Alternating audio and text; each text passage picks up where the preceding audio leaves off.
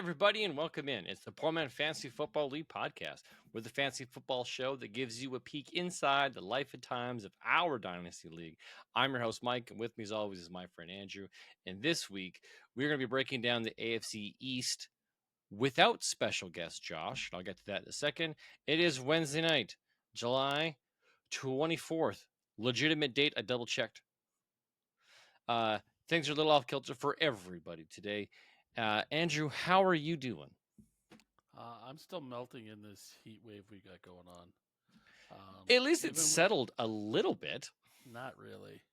You know, It was at work. It's so hot that the building doesn't cool off at night.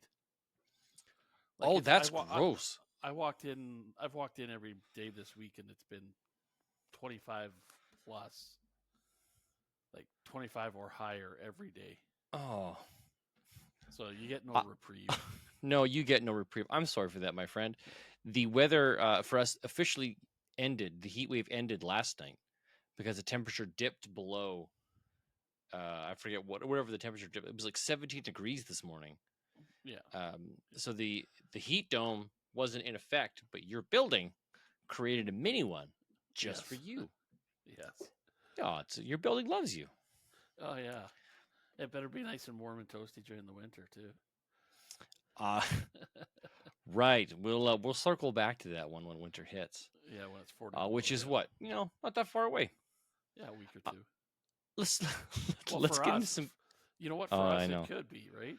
And let's not put that voodoo on us. No. You take that back. No. All right. A couple quick things here, guys. Josh was supposed to join us tonight. Unfortunately, he had an incident at work. Unable to make it, so we're going to give him a pass. But he was able to send us his information, so that we're gonna share that out on live TV, aka the internet, with you guys tonight. Also, we were going to try and record this a bit earlier tonight, and I fell asleep on the couch because Andrew and I are kid-free. And what did I do with my kid-free time? I tried watching Deadpool in advance of getting ready to watch Deadpool 3 this weekend. Yes. And I don't know, maybe 7 minutes in. I think the last scene I remember, he was on the X-Men trying to rescue a kid, and I think he shot a guy. He's like, you know what? You were hurting this kid. So he shot some dudes. And then he was sent to prison. And that's kind of like when I blacked out. And next thing you know, it's ding, an hour or so later. And hey, the movie's over. The TV is now off. What happened? I'm like, oh. So if I'm a little groggy, it's because I'm still literally waking up and apologizing to Andrew for being so late to getting together. And on top of that, it's all good. I feel really dry. So I'm gonna be drinking a bit of tequila as I'm kid-free, a little bit of water. You got a drink going on tonight? Oh yeah, as always. As always. Oh, you got some bush beer. Yeah. Dipping into Midwest. The camping supply. I figured I'd go to the Midwest. All right. This last weekend I was doing Miller. MGD. Yep. Mm-hmm. So I do like a little MGD. I prefer it in bottles though. Those clear ones that it comes in. Yeah, the bottles are better. Yep. Yeah. Oddly enough, there's not a lot of I don't see a lot of bottles, and I don't buy. Even if I get a choice, I don't buy a lot of bottles. Coronas are like really the only thing I know I buy in bottles. It's too much of because we recycle here in Canada. Like we take it back to the bottle depot. Yep. The cans are just so much easier. You throw them in a bag. They are easier. Away you go. You throw a bunch of bottles in the bag, you get a bunch of glass. Yep. Not good. Yep. So. And just so you guys know, the bottle depot will not take broken glass. That has to be intact. But you can crush a can. You can leave that can as a pancake, and they'll take that and give you full credit. Because they can't count on you being able to give them every piece of glass. No. Can't get out their money's back. All right. I do have another quick story I want to share with you guys. And I'm going to preface it like this. I got hijacked last night. Yeah. My wife and I went to an event downtown. You'll know it as the Taste of Edmonton. She came down with Brian and Sarah. I was at work late, so I showed up with my work van, met in time, and then drove myself back to get my car and drove home. And she messaged me and said, hey, can you please stop at the grocery store and get a couple things? So, yeah, sure, no problem. I show up at the grocery store. get out of my car, walk towards the front door, and a green SUV pulls up in front of me, stops, opens the door, and a little old man gets out. And they drive away. But I'm talking like push. If it didn't seem like it at the time, it felt rushed. They rushed and drove off. And this little old man gets out, and he's got a cane. He's got a New Testament Bible. I can remember everything. The moment I met this dude, all my senses kicked into high gear, and I can remember everything with great detail. He gets out. He's short. He's crunched. He's got a little cane. It's metal with a little black handle. He is carrying a New Testament Bible. And this is unique because it is just the New Testament. It is not like the Bible. It is just the New Testament version. So no Old Testament, just the New Testament. And he's got a small little like half-inch binder, dark gray. He's wearing a long sleeve plaid yellow shirt. He's got one of those little kangaroo style, like small brim hats, jeans, and he smells like he's been living in his urine forever. And he starts talking to me and like, I'm like, okay, right, cool, man. Like I just keep walking, right, trying to walk by him, but he keeps like turning like to me like he's like, all right, I know you're trying to talk to me, but I don't understand a word you're saying. And once I say, hey man, like I'm sorry, I can't hear you, he kind of straightens up, looks at me, and then is clear with his words, but is still somewhat kind of like old man slurry, and essentially tells me his brief little life story. He's lost. He doesn't know where he is. He needs help. He's hungry and doesn't know where he has to go. And I'm thinking, who was the person in the green truck that just left you? And he's like, oh, he needed a ride. He needed a ride? You got out from the passenger side. Okay. Now he's telling me some more that, he was down in Windermere to see a doctor, heart specialist. And then he's just going on and giving me like all these like random, and I'm gonna tell you every detail is just like, you would, looking back at it, it seems like, yeah, okay, you're just trying to tug at my heartstrings, which he did. All right, well, like, what do I need? And at this point, I'm now like, I want to check out and run. And he is, nope, you need to buy me some food. Buy me some food. I need 4 cans of soup, chicken noodle. Okay. That's pretty specific. Yep, you need 4 cans of chicken noodle soup. Okay, no problem. Wait here. I'm going to grab something. I'll be right back. I go walking into the grocery store. As I walk in, we've got those like security guys at the front of our grocery stores now. So I'm looking at this dude like, do you notice anything? Because now this old man is following me, and he grabbed the shopping cart. So I turn and look at him. I'm like, what are you doing? And he's like, I need it. You need what? The shopping cart? Yeah, it's easy to walk with. Okay, let's go. So I walk in. He's behind me, and he's keeping pace somewhat, right? He's not slow per se, even though he seems to be slow. Anyways, so I grab the items quickly that my wife asked for. I take him over to the soup aisle. We grab him some soup. He argues with me a little bit over the type of soup that he wants, like the brand of where it's from. Okay, whatever. Grab him the soup. Grab some saltine crackers, because you can't have soup without crackers, apparently. And then he grabs a can of Chef Boyardee mini raviolis. Then it's like time to go. And he's like, he needs a drink. He wants Coca-Cola. 2 liter only. Like, that's what I want, 2 liter. Okay. They don't have 2 liter here. Like, they're out. Yeah, I grabbed Coke Zero. He's like, no, I don't drink that stuff. Okay, no problem. Go back, grab him a little 6-pack of mini Coke bottles. He accepts those. We're standing in line.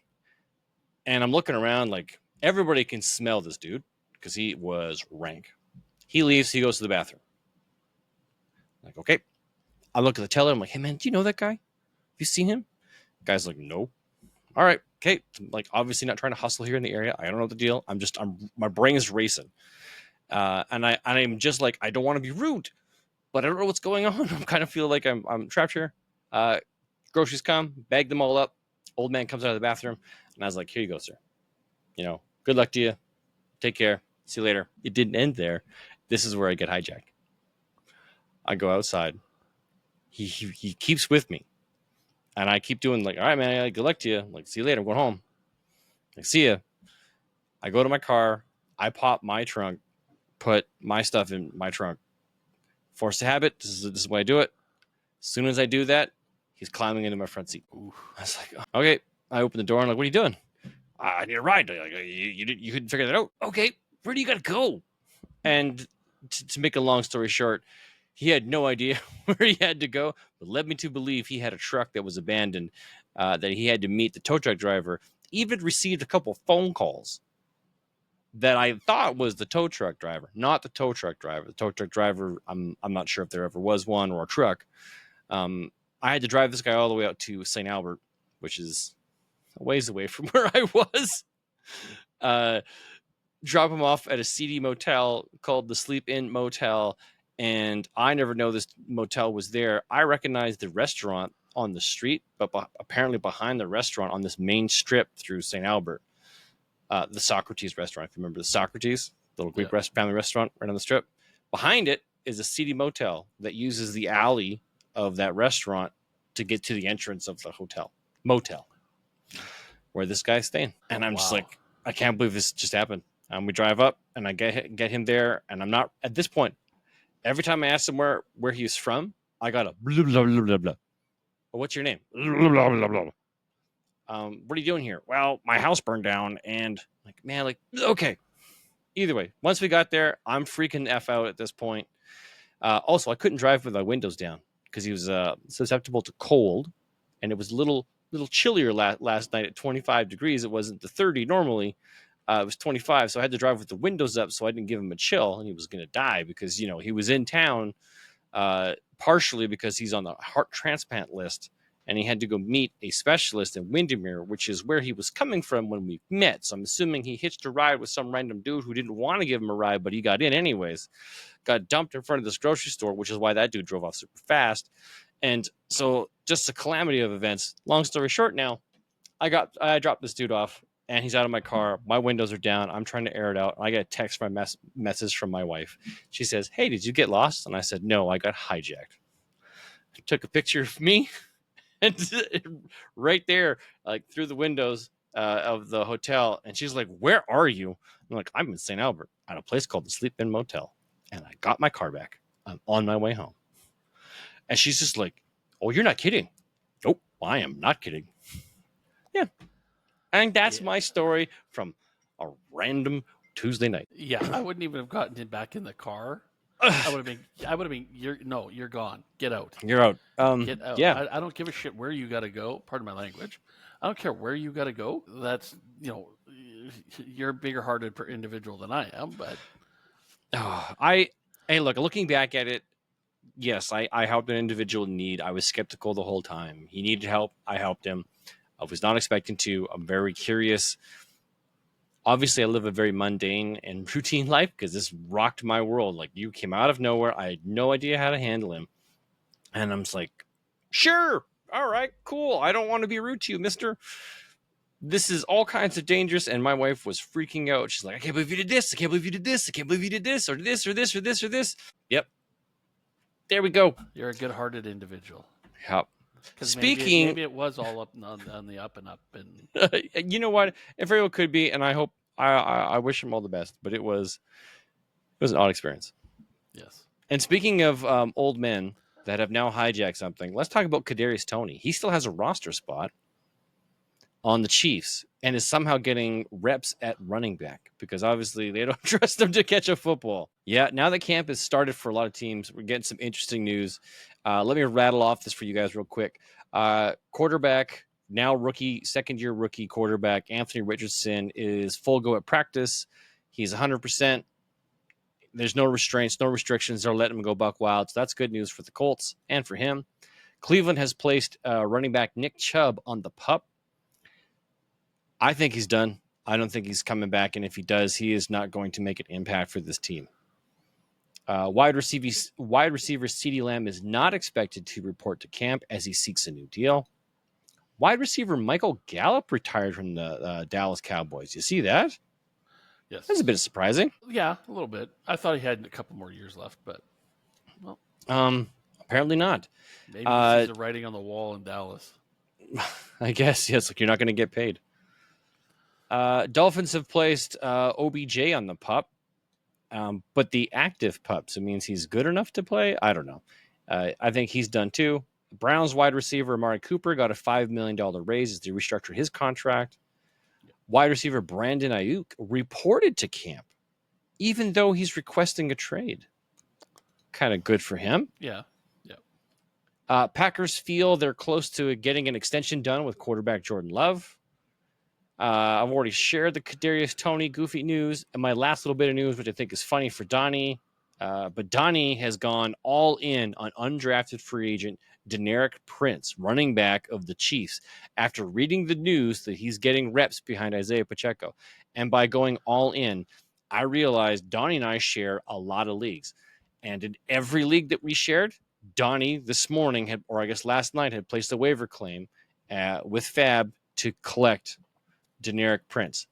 What I find interesting, nobody else made an attempt to pick this guy up. So Donnie was way ahead of the curve on this and got him in, like, it feels like 18 places. Yeah, we'll see if it. There's an awful long line up there. Well, he's got to compete with Kadarius Toney now. Yeah. Good luck, my friend. Yeah. I'm sure he will earn that spot before Kadarius Toney does. Yeah. All right. There was one other one that I saw. There was an injury. An injury?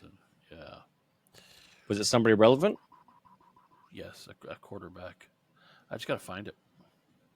Okay. On my phone here. Well, folks, what we are going to... Oh, here we go. Here's what we're going to do today. Today, we're going to be breaking down the AFC East. For those that don't know, that's your Buffalo Bills, your Miami Dolphins, your Patriots, and the New York Jets. Should be a good time. There's not a lot of wins expected from this division for some reason. Last year was very, very, very good. This year, not looking very, very good. Did you find your news? No, I can't find it. Okay, well, you could do... It was one of the rookie quarterbacks.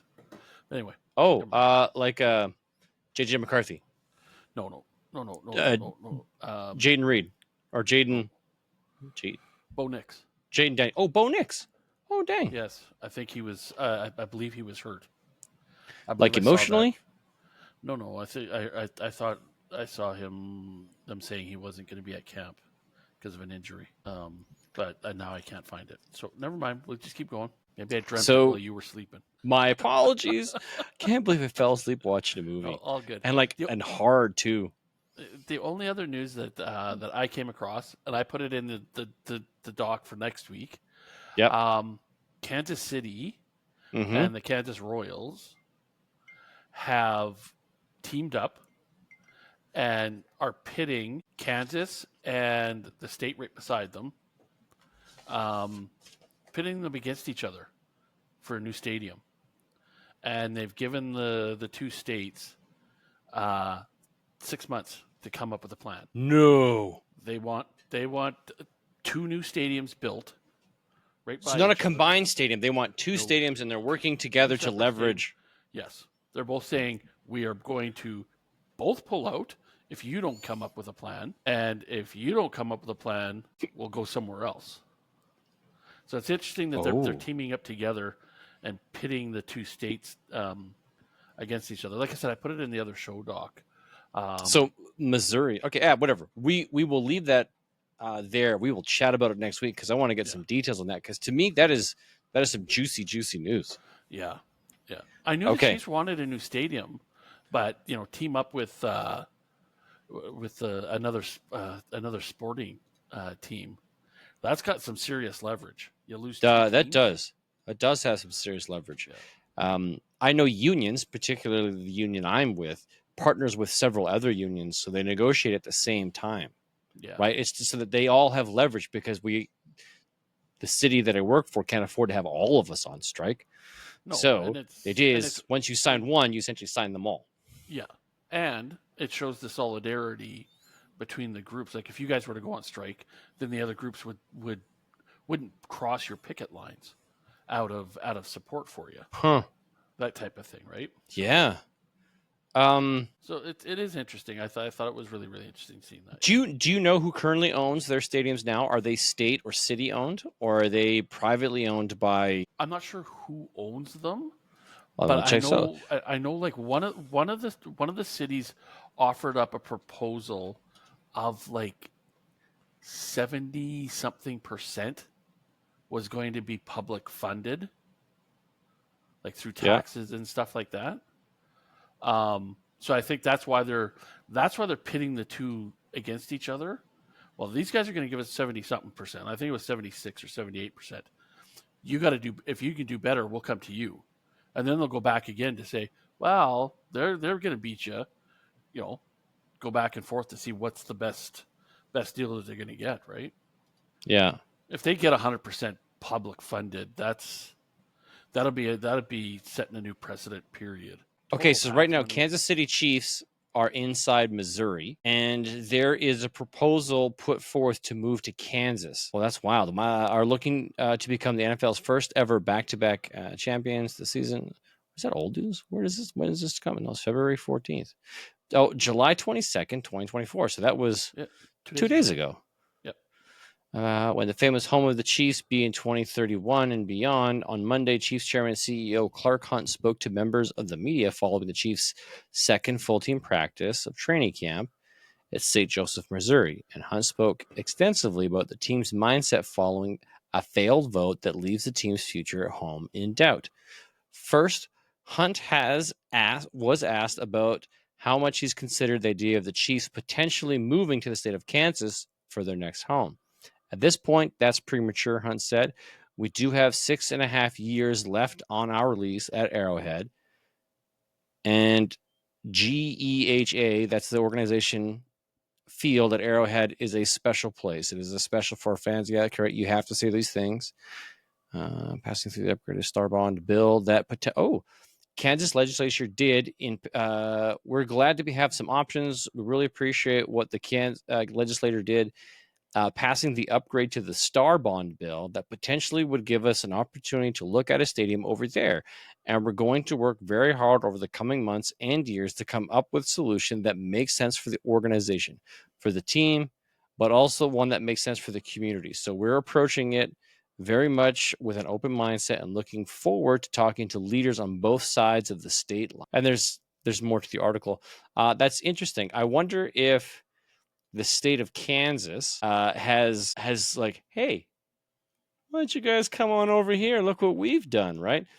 Polished up this shiny turd and then said, hey, the turd that you're in doesn't look so good in 6 years. Give us a thought. Interesting. But there's still 6 years left on their agreement currently. Time. Oh, that's really good. Because in reality, if you're going to move, now is the time to build. Yeah. You take 5 years to build a large structure like that, I would think.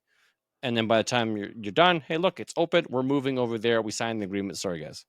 Yeah. The impact to the local fans, though, wow. Yes. Yeah. That would hurt. That would be, unless they're still close enough to the border. An hour-long drive. You come across the border and you're there anyway, right? But who knows? Who knows? Actually, I don't know American geography that well. I am going to look at a map. I can see that Kansas City is, or not Kansas, the state of Kansas is west, bordering the state of Missouri. Yes. And the state of Missouri is just south of Iowa, just east of Nebraska, Kansas, and Oklahoma. It sits above Arkansas. It does touch the state of Illinois, Kentucky, and Tennessee. It's borders. It is, yeah. All right. Let's start with the finishes from 2023. Yes. All right. Let's see how these guys ended their season. Tight division with Buffalo and Miami sharing the same record. They did. Obviously, Buffalo finished 1. Miami finished 2. They both finished at 11-6. The New York Jets, even without Aaron Rodgers, finished with 7-10. And New England finished 4-13. That was obviously a large expectation from many people, myself included. I think there's going to be a major shift in this particular division. Now that Aaron Rodgers is back and he's healthy, I suspect he'll get some more wins, but I don't know if this team is still the team. listening to some other podcasts and some other football analysts, and I guess Vegas, the Vegas line on this particular division has the Jets as the most likely team to win the division. I find that crazy. But okay. Yeah, I don't. I here's how I broke it down. I'm going to do the big reveal. I'm going to turn off this little black part. I have Miami winning the division. Okay. To me, this is a team that has remained the same for the most part. They haven't really lost anything, and they haven't really gained anything. Maybe they have in other people's eyes, but I think this team head stays pretty much the same. They're going to go 12-5. I give them, I give them that. Their defense was good, offense is good, all good. Buffalo, I think, goes 9-8 with the loss of practically every weapon on their team except for Josh Allen and James Cook. I think this team's offensive identity, is going to shift dramatically, and I think it's going to show. They've also purged. If you remember, like the offseason, they purged almost their entire defense because they couldn't afford them anymore. So I think this team took too long to win the Super Bowl. Yeah, and it caught up with them.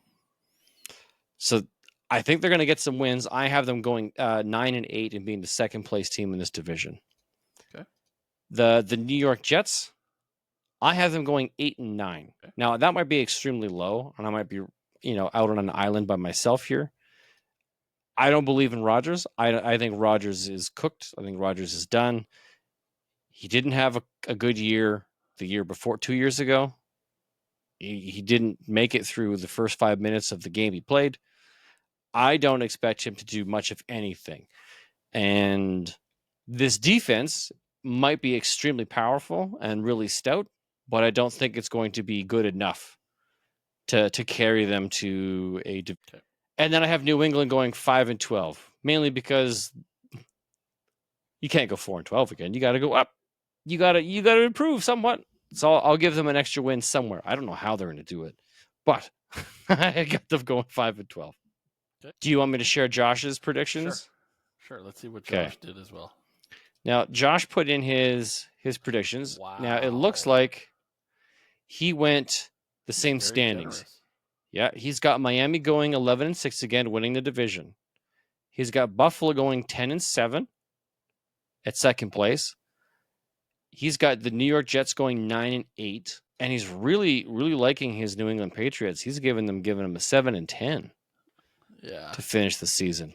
I think that's aggressive. Yes. Okay. Okay, so my division winner will be in my opinion, will be Miami. And I like your 12-5. I've got the Jets going second. And I'm going them at 10-7. Ooh. I think Buffalo drops. Oh, sorry, I'm not putting this in there. You had Miami going 12-5. 12-5. And you had a Buffalo going where? Sorry, I had New York at 10-7. I just think, you know what, their offense is good enough, and having a better quarterback should get them the extra 3 wins. I agree with you. Aaron Rodgers is not going to be the Aaron Rodgers of MVP years and things like that. He's too old. Okay. And this year off may hurt him, but I think their running game is strong enough to support a passing game, and I think he'll do okay. Okay. Buffalo, I think is going to go 8-9. All right. They've lost too many weapons. Yeah. And then New England, I got them like 3-14. Oh, okay. So you. They didn't make a big splash. Nothing impressed me with their offseason, really. Like what did they bring in to warrant going upwards? If anything, they just got a year older. Had they addressed their quarterback room, I might be more willing to give them a little bit extra room. But I can't see it. I can't see it. I don't disagree with you there. I expect them to be the bottom of this division and of the NFL. So me giving them 5 wins, I thought was generous. Your 3 wins might be a little A little less generous, but might be a little more accurate. Here's what Fox Sports said. Fox Sports has Miami winning the division at 12-5. Buffalo at 10-7, tied with the New York Jets at 10-7. New England at 3-14. So you're not alone in your New England prediction. So now I have to ask the question then for Fox Sports: does 10-7 get you a playoff spot? Ooh, they didn't say. That was not in their standings. See, that's going to be a tough one, right? Because you're giving them 10 wins, and normally that would get you at least a wild card. With the expanded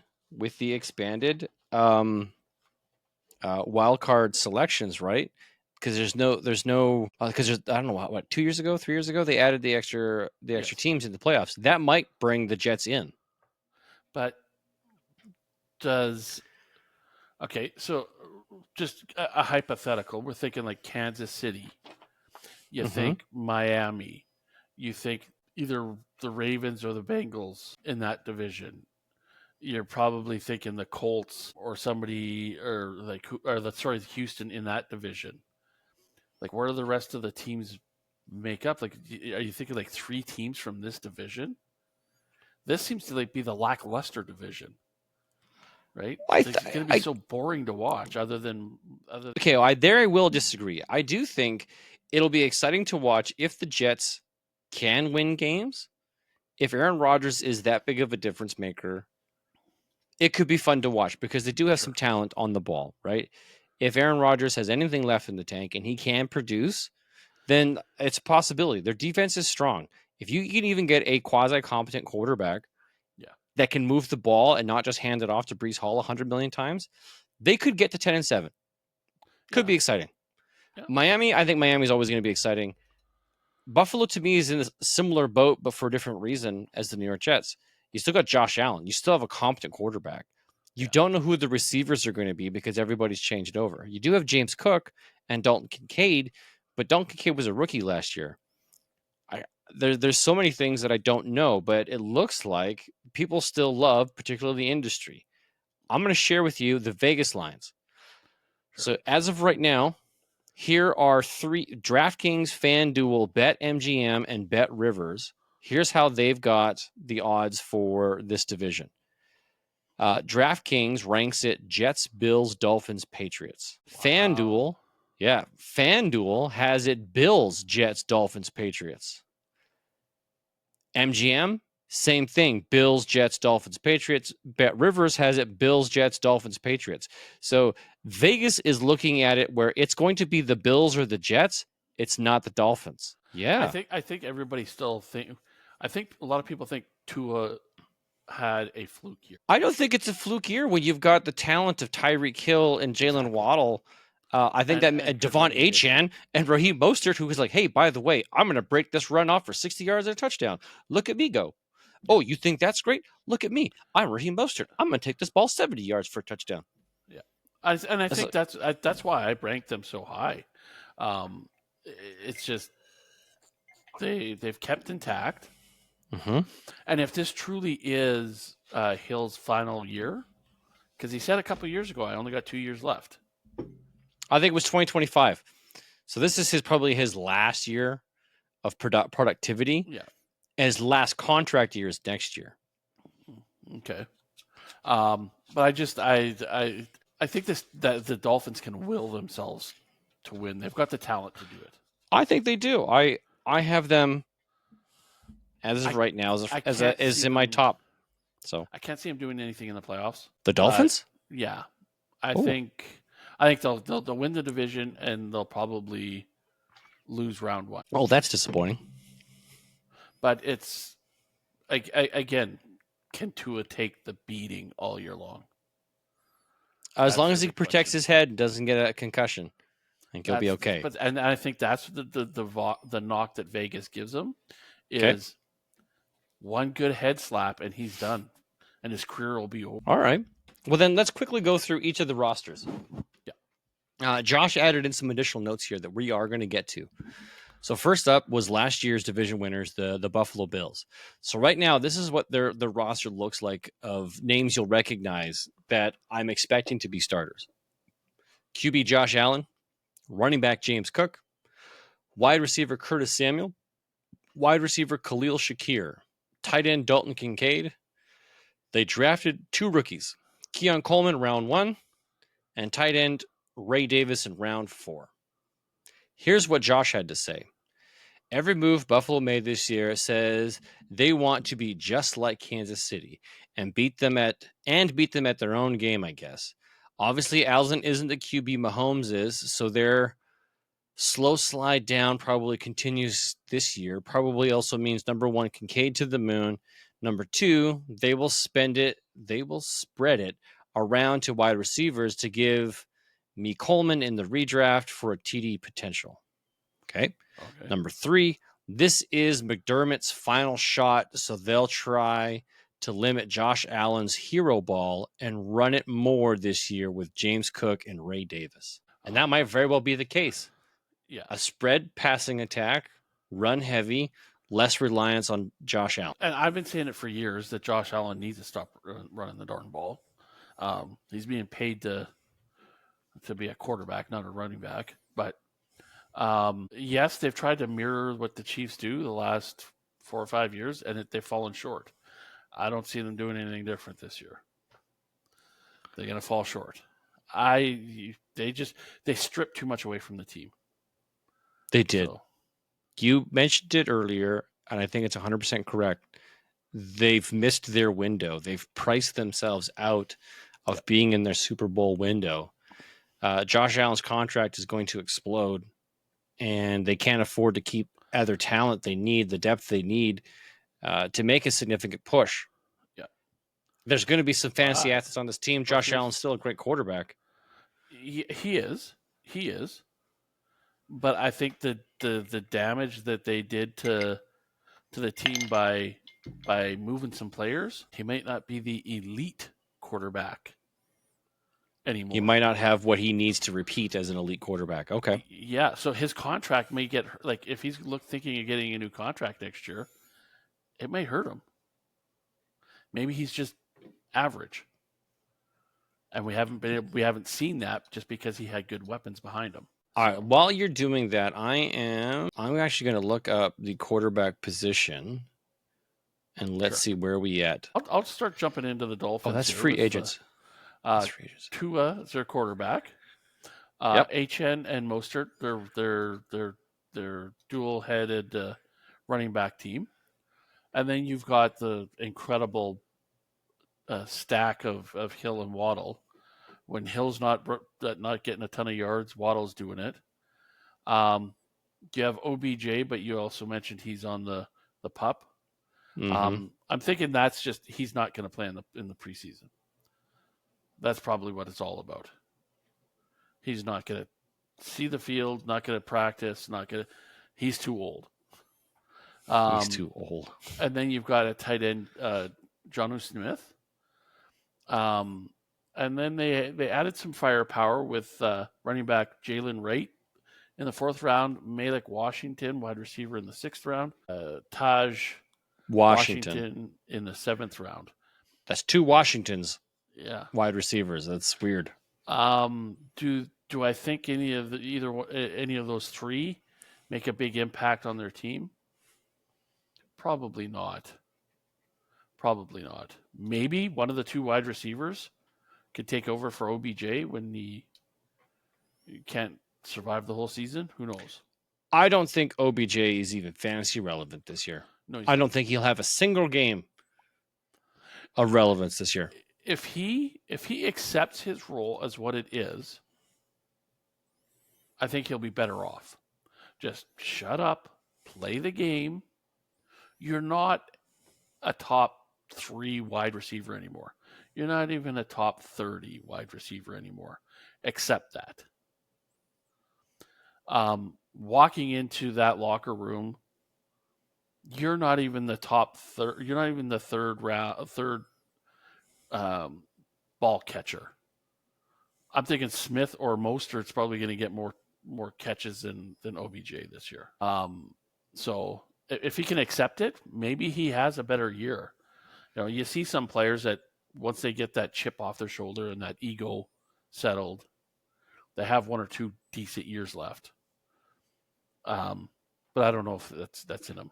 Then Josh had some thoughts on the team. Yep. Best offense and defense in the division. So in my mind, heavy favorite to take the East title. I think we've all. That's what we think too. Yep.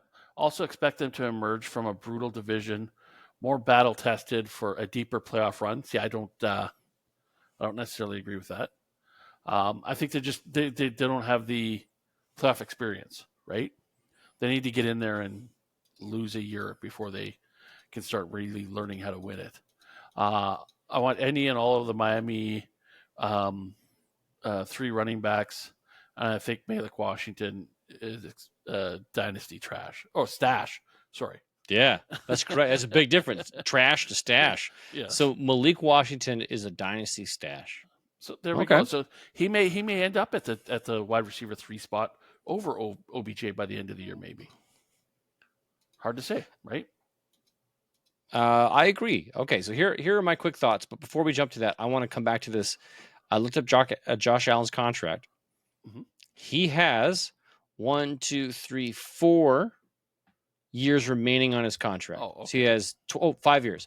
He has 2024, 2025, 2026, 2027, 2028. That's when he's locked up for. Next year, however, is his last year of locked in on the team. His contract also balloons from $30 million to $60 million cap hit. So 22% of the expected cap space and a dead cap hit if he's cut of $83 million. Wow. Okay. That year, however, in year 2026, each of those years were structured in a way that the team can cut him loose if need be, with minimal cap hit and minimal financial cost. Wow. Mm-hmm. So they think he's good, but he's not going to be good long term, and we can. And if he's not good long term, they have an out. Yeah. And so you know what? Again, like I said, if he doesn't have the weapons around him, and he turns out just to be an average QB quarterback, a Garoppolo, a Kirk Cousins, just middle of the pack, maybe they decide to move on and explore a new quarterback through draft. I could see the team. I could see the team if they start off, if they go 0-4, 0-5.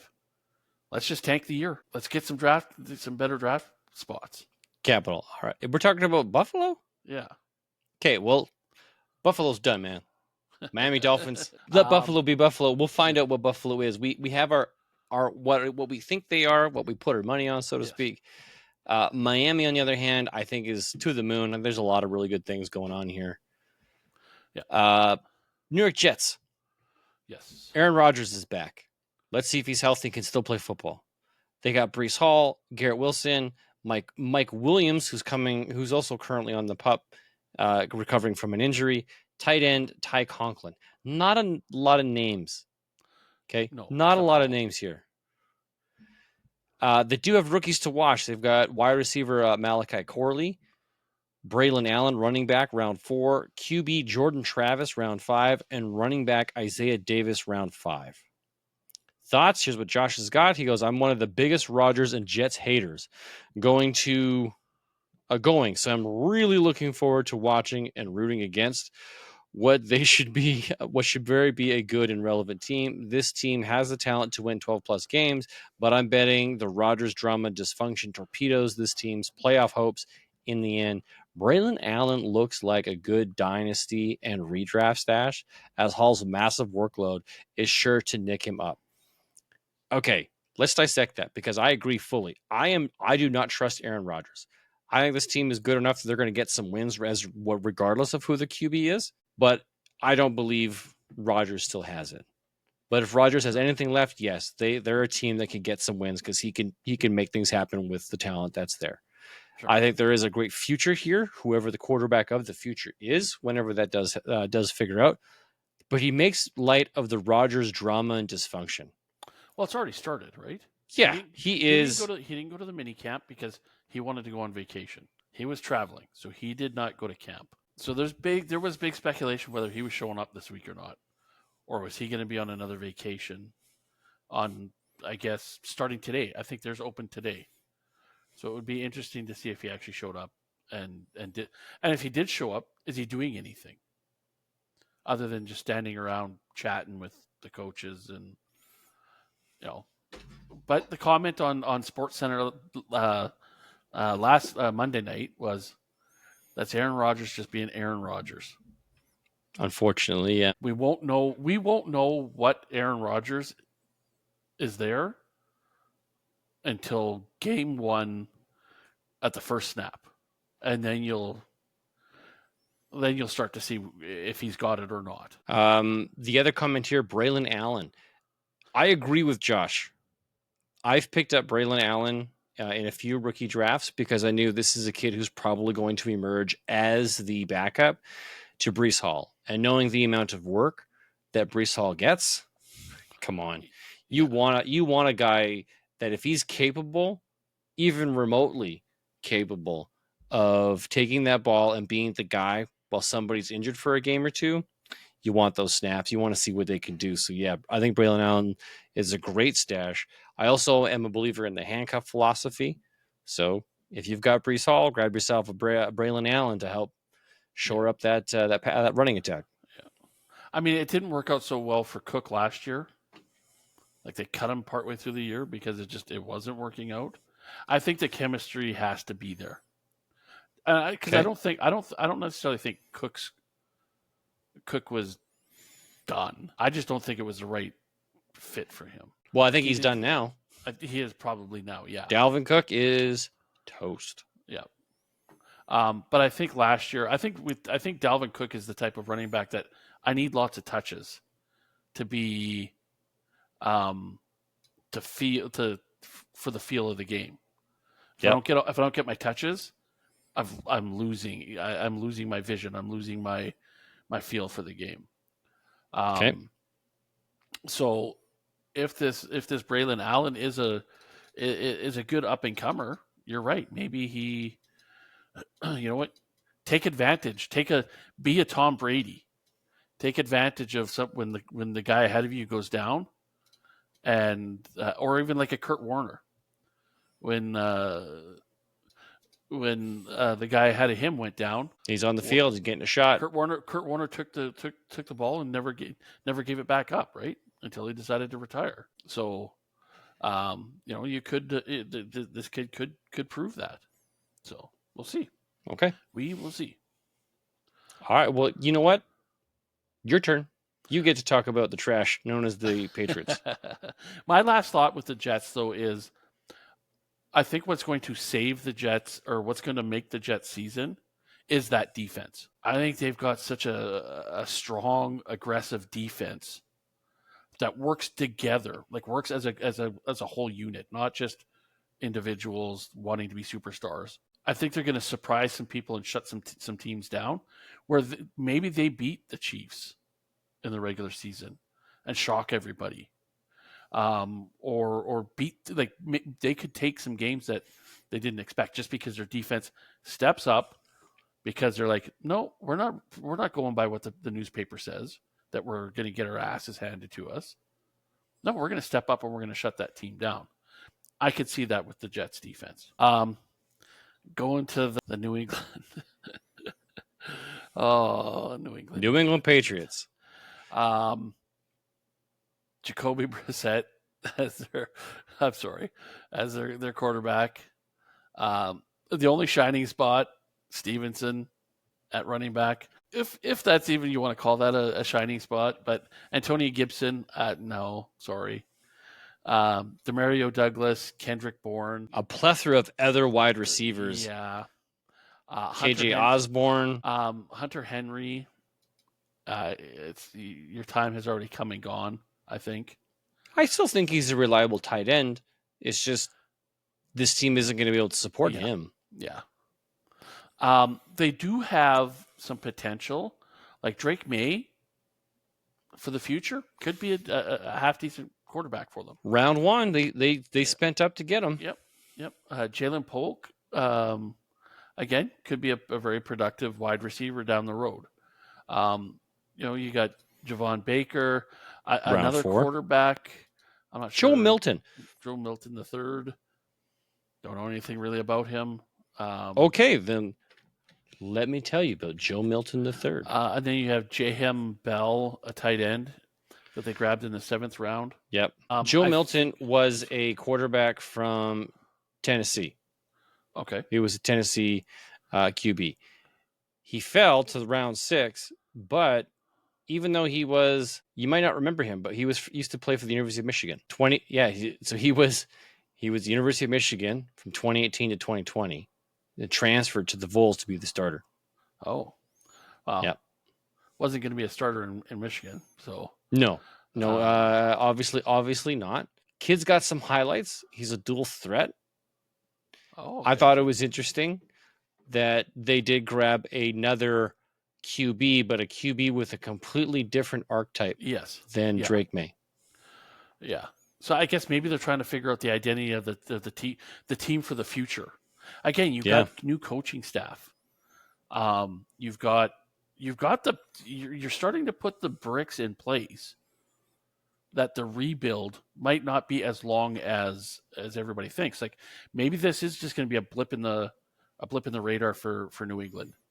A couple of years of really bad seasons, and then they've built the team back up, which would be okay. Now give us the Josh thoughts. Yeah, we all know Josh is a Patriots fan, a Patriots guy, lives and breathes them. So this year's draft, and I said it too. This year's draft was a breath of fresh air. Bills repeated trade down and off the board picks. I actually believe some of the nice fantasy value will emerge from this team and would put chips on Ramondre, DeMarco Douglas, Hunter Henry, and maybe even Antonio Gibson. Oof. You're digging deep for those ones, though, buddy. The optimism, of course, is because he believes in Drake May is going to be the guy. Will he be the guy this year? Who knows? Maybe. I'll say May takes over week 5 and puts together a Herbert-esque rookie year. That's a lot of touchdowns. It is. I know everyone is enjoying buying the Patriots, burying the Patriots, but there is a world where they make the Texans look cheap this year. Call me a homer, I guess. No, they make a Texans like leap. A Texans where they go from the bottom to the top. Yeah. Yes, I do believe there is a realm of possibility. But I think that is possible. That could be next year, not this year. Yeah. I would love to see Drake May be the guy. For sure. And if he's not, maybe this Joe Milton guy is. Maybe they need a running threat. The only other team in recent history that I can think of that had that scenario was the Redskins when they drafted both Kirk Cousins late round and then RG3. Yes. And then Kirk Cousins emerged. Right? Totally different quarterbacks. Yep. Yep. That would be wild that Joe Milton surpasses Drake May and becomes the future. Yeah. Yeah. Again, I think not enough weapons and pieces when you have a brand new coaching staff, a team without an identity, and your starting quarterback week 1 is Jacoby Brissett. I know you have liked him in the past. You have said he's not been that bad of a quarterback. Yeah. I think he's a serviceable backup. He's a quality backup. Comes in, win you some games. He's not a year-long starter. No. And I think, having to learn a new offense again and putting the pressure of, hey, this is New England football. The expectation is we're going to go another 25 years of winning the division every year. And you need to step up now. That's a lot of pressure on these guys. I don't see the talent enough for them to climb out of the basement this year. Get some seasoning on some of these younger guys, and maybe Drake May does take over by the end of the year as the starter and takes them into the future. They get a number, if they are the number 1 pick, they got Drake May as their starting quarterback. Next year, they grab either the number 1 running back or the number 1 wide receiver. Now you got 2 young, great talents. If one of these other guys doesn't step up this year and steal the show, right? Maybe Polk or Baker can emerge, right? I've gambled on both, so yes. Well, there you go. There you go. Right? Maybe one of them turns around and is the next Jamar Chase. Takes over the team. Takes over for the team as their top receiver. Right? That's the hope. That is always the hope when teams like this draft players. Like, hey, look, we're looking for a stud. Are you going to be the guy? Let's see. Amon St. Brown drafted round 4. Puka Nakua, late round draft pick. Antonio Brown, late round draft pick or mid round draft pick. So there are guys that can emerge. So let's hope the Patriots find one so they don't sit in mediocrity forever. And you know what? For his sake, maybe we're all going to be eating crow at the end of the year, and they're the ones that win the division. Hey, you know what? No, I don't want that. To be honest with you, I don't. We've had enough of the Patriots winning stuff for like 2 decades. No, no. You can have a struggle like every other team. It's not just like, wow, look, they did a 2-year turnaround and they're like top of the division again. No, I'm not here for that. Let them have a big long run like the Detroit Lions. You can have a break. Yes, that would be. Yes, they deserve that for a while. Like, I don't want to knock on somebody's love for their team, but come on. You guys had a great run for a long time. Take a break. I'm saying that with a smile, if you can't tell. All right, now we're reaching the end of the show. This part, we're going to talk about our best dynasty lineup from this division. Who are the best of the best that you want to put in as your quarterback, running back, wide receiver, tight end, and a single flex? Now, I got my list covered up. I've got Josh's list here. It's covered up. Andrew, how about this? We're going to let you pick first, and then we're going to reveal what Josh and I have selected. Sure. Does that sound fair? Yep, my quarterback. I hate to say it because I hate the guy, but it's Josh Allen. Oh, okay. Well, I know how much you hate Aaron Rodgers, I thought that's where you're going. Yeah. All right. But see, my big thing with all 3 of those, with Tua, Rodgers, and Allen, Rodgers and Tua, if they stay healthy, could be the number 1 guy. Josh Allen doesn't have any weapons, so I really don't know if he's going to be the top guy, but he has the biggest ceiling. He has the biggest ceiling. We know that he could be number 1 overall because he's done it. Yes. All right. Running back. Ooh, this is a tough one. This one really? is really, really tough.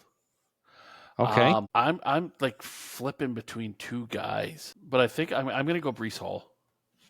Okay. Because he's got to be a workhorse for that team again. Who was the other running back that you were looking at? I was looking at Miami's Mostert. Devon Achane or Mostert? Mostert. I think Achane is too small, and he's gonna have his flashes, but then he's gonna have games where he's getting nothing because he's nicked up and too beat up. I think Mostert's gonna be more of a reliable, consistent guy. Okay. Even Stevenson. Ramondre. New England. Yeah. But okay, so we're all the same. Okay. We're all the same. So everybody's Josh Allen, everybody's Breece Hall. We're all going to be the same for this one too. I'm sure of it. Tyreek Hill. Yeah, we are all the same for wide receiver. So no disparity as of yet. Tight end though. I don't like any of them. I really don't. I love one as in a top 3 finish this year. Oh wow! At the tight end position. Yep. You're thinking Kincaid. I know that. I am. So yeah, I'm going to go out on I'm going to say Ty Conklin. Ty Conklin. Interesting selection. I think it will be. And the reason for that is I think down at the goal line, when Rodgers just needs to dump it off to a guy. Big old Ty Conklin's going to be right there. Yeah.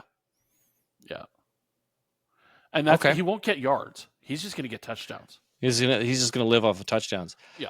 I like Dalton Kincaid because I think Dalton Kincaid's probably going to end up being the number 1 target on the team. Yeah. Curtis Samuel and Khalil Shakir might take those roles. It might end up going that route. Or Keon Coleman might end up emerging. Who knows? To me, I'm going to bet on Dalton Kincaid. Yeah. And this is exactly where he was mentioning they're mirroring the Chiefs. The Chiefs. Kincaid is going to be Travis Kelce. The Kelce-esque of this team. Yeah. Have to rely on him. have to. If he doesn't produce, we're going to be in even more trouble. And Casey's the same way.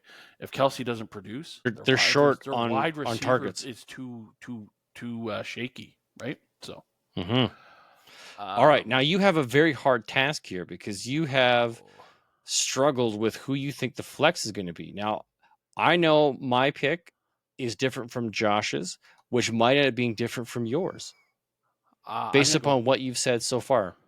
I'm going to say Jalen Waddle. Too consistent. Yeah, so that team is too consistent. That my other choice was going to be Garrett Wilson. Yeah, see, there's some great choices here.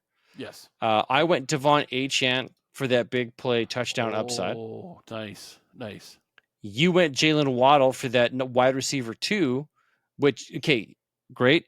Josh went Ramondre Stevenson, who's going to probably get a ton of work this year as the starting running back for the New England Patriots. Yeah. Garrett Wilson can be great. I think that could be an absolutely fantastic choice at wide receiver, barring really the production of what Aaron Rodgers can do. Aaron Rodgers does, if Aaron Rodgers can come back and do something, Garrett Wilson's going to have a great season.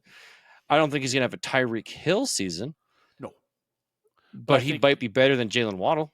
Yes, or even Achane or Ramon.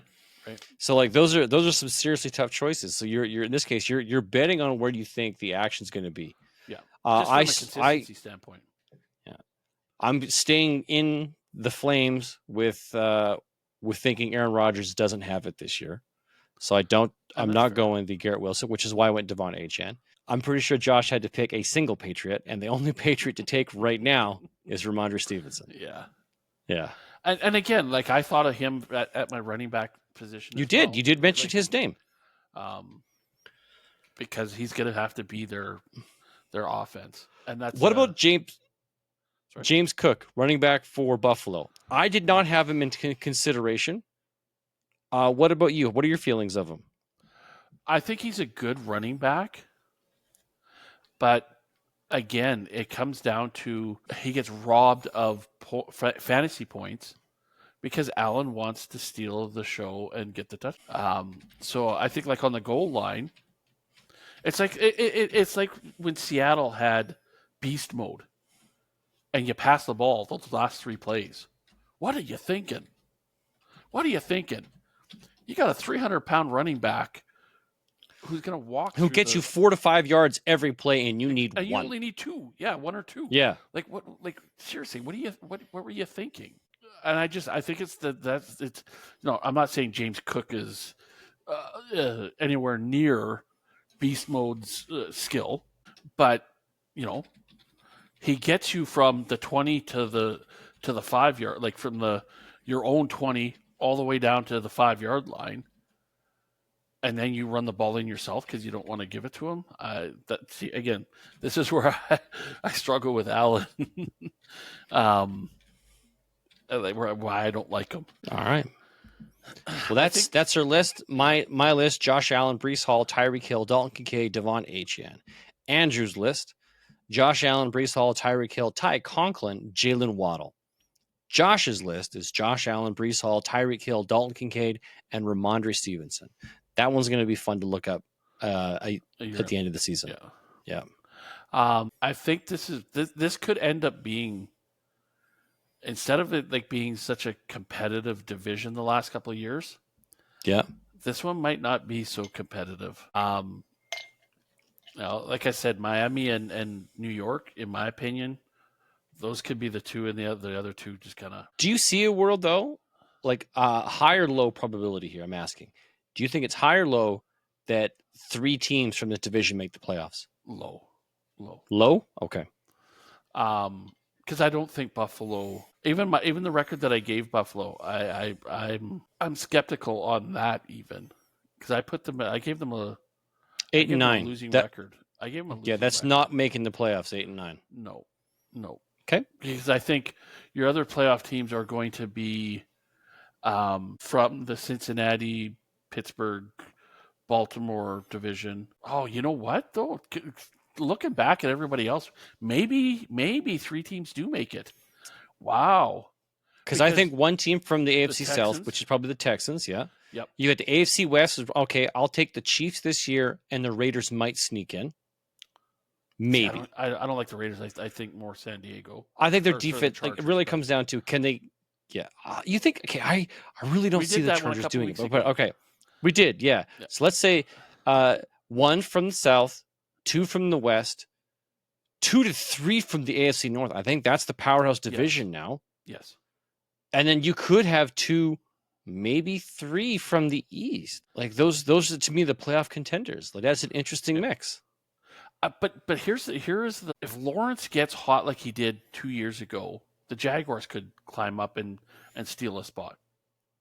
On paper, yeah, they look good. The other two, the Titans and the Colts, I can't see them going in there. But the Jaguars could steal from they're a dark horse. Yeah, from Cincinnati or Cleveland or Pittsburgh or Baltimore. Like, I don't even know who's going to win that division.